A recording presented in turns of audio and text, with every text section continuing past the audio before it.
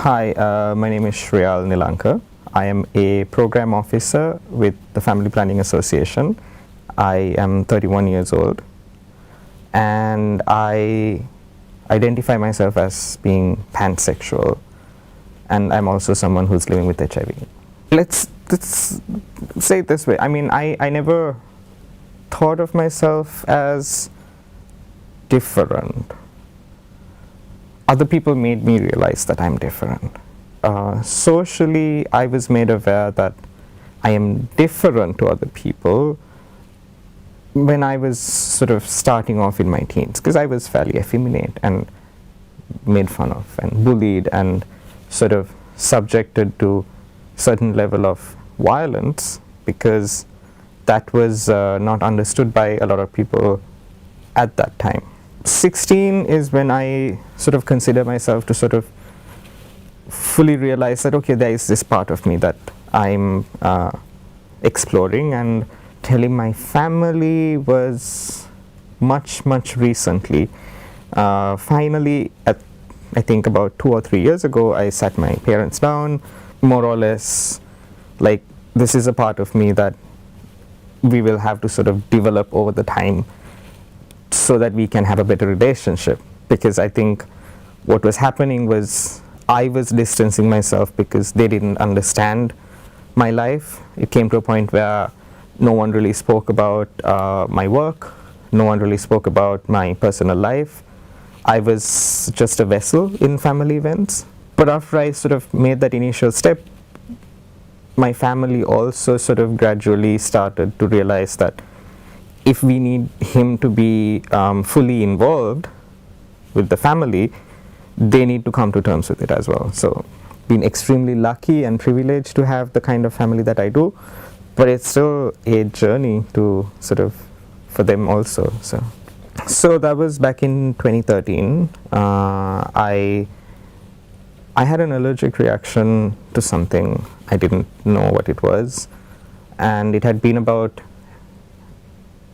8 months since my last HIV test. I generally was fairly sort of responsible about getting tested, using protection on and off.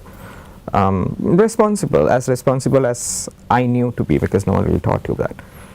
But I went and got an HIV test along with my allergy test, because it seemed like the time, and I found out at a corridor in a hotel going to a lab, because the lab technician just didn't know how to sort of give that information. So it was, I think it's safe to say that I felt that my life was over. It sort of stopped me in my tracks and got me to have like this sort of really confrontational experience that was scary. I didn't know. No one really, like, people tell you, like, even when you get diagnosed, people tell you, especially the doctors, like, it's not a death sentence anymore.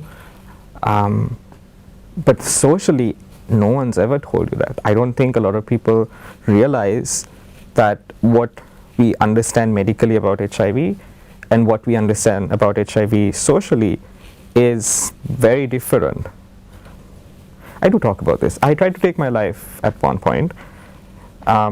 Failed attempt, but it was like a real sort of, I don't know the expression, but it made me realize that if I am going to live, I will do things that I enjoy. I will not be apologetic about who I am, and I will also, like, there is no point, like, life could, even though the HIV wouldn't have killed me, the understanding that life can end, and it's just a matter of anything that can happen. It can happen to anyone. What kind of life do I want to live, and help me decide what I wanted to do next with it. I then went and got my test again, just for confirmation, and then when the results were handed to me, the doctor said, "Naughty වැඩ කරපුවාම ඔහොම තමයි." I don't think she meant ill in her expression, but she made me feel bad about my actions, and I don't think I should have felt that way. I don't think I deserve to have felt bad. Up to date, I still get messages saying, "Oya tama marune nadda?" Or "Ai oya minissunte HIV bo kar kar yanne?" Like pretty much like anonymous messages asking me to go kill myself, or asking why do I exist, why am I doing what I'm doing, why do I express the way I do, because that's sort of creating more stigma. Why do I try to save other people instead of save myself? But then again, on the other end of it, I do also find people appreciative of the fact that I am talking about it. And I was going to sort of have this large sign in front of me that said, "Living with HIV, sort of walk with caution," so that I knew that anyone who walked through that door would already know and is willing to sort of accept me alongside that, so that they can accept me and see me finally for who I am. May it be friends, relationships, just general people. It was a defense mechanism of sorts, but first, and then later it became something that happened in a more sort of social way. People, HIV is the virus.